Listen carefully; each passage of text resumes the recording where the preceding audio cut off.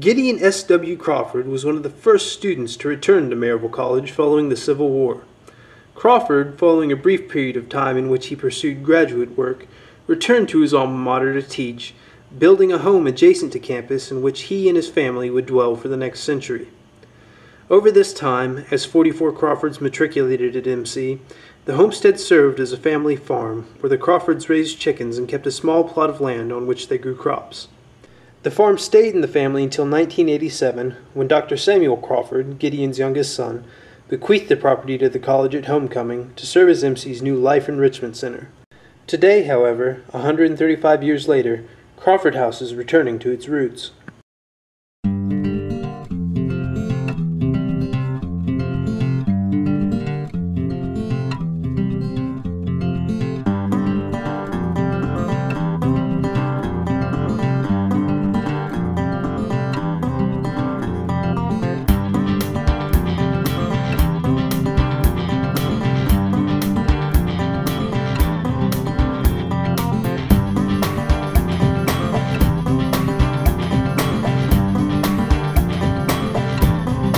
This plot of land, the little garden plot here, is actually the historical Crawford family garden plot. So part of it is just kind of keeping that alive and keeping that going.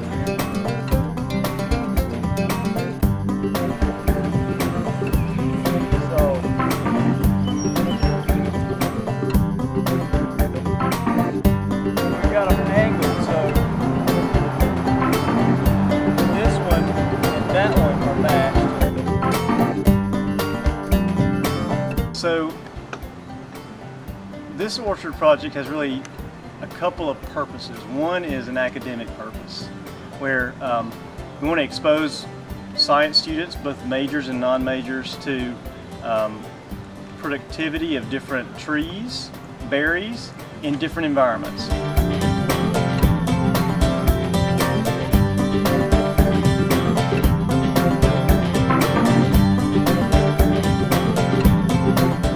So one thing I wanted to do is have these comparative plots where we have like one plot that's on the top of a hill or a knoll, another plot that's down in the bottoms of a creek, Browns Creek floodplain, another one that's actually in a working pasture with horses in it, and then a third one right here at Crawford House that's really just kind of like a suburban type, plot.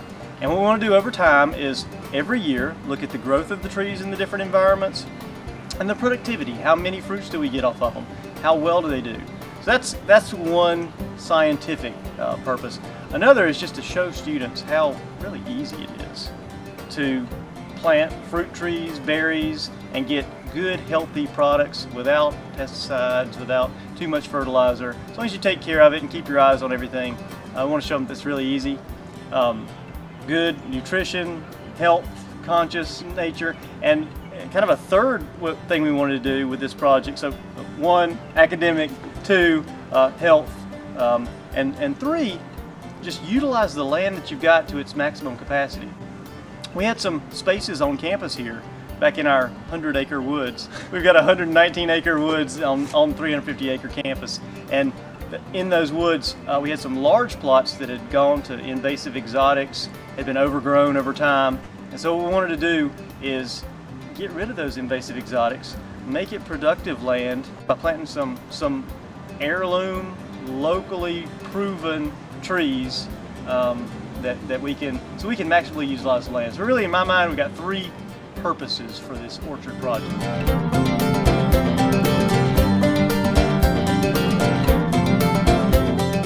Looked like at the beginning of the summer.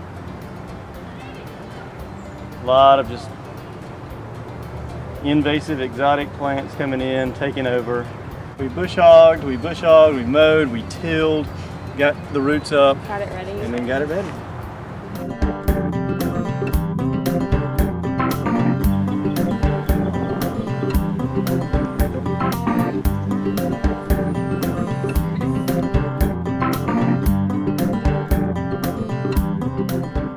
Science 150, Dr. Crane took us out there one day and we were involved a lot in the planting process. We planted the trees, he taught us how to plant the trees, and he taught us you know, how you have to do the soil tests to make the trees grow better or whatever.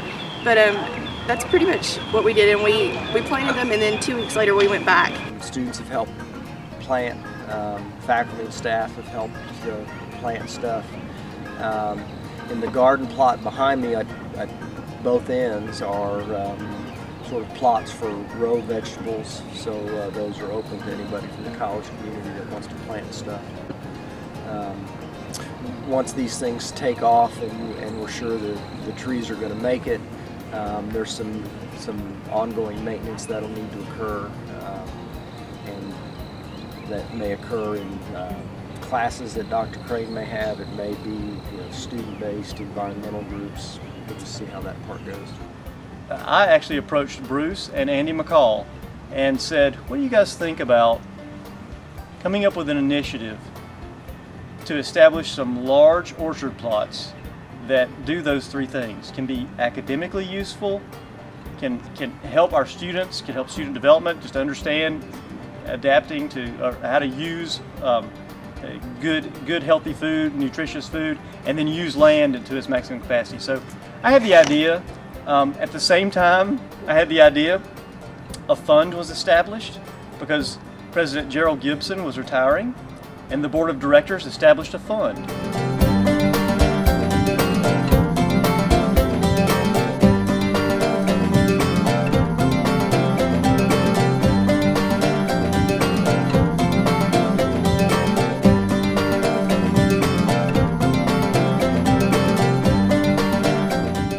If somebody has an idea for an innovative, interdisciplinary project that could be used over the next many years to enhance Maryville College, pitch it to us and we might fund it.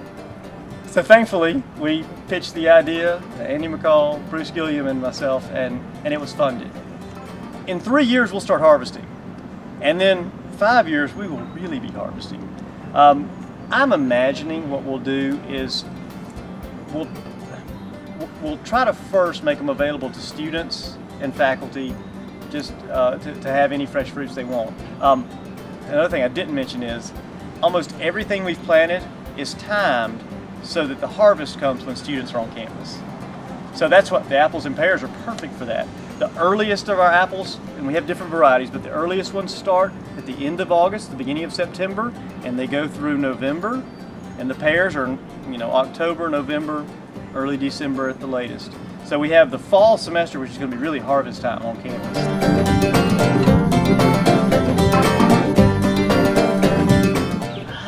don't know. I'm just waiting to eat some good apple pie.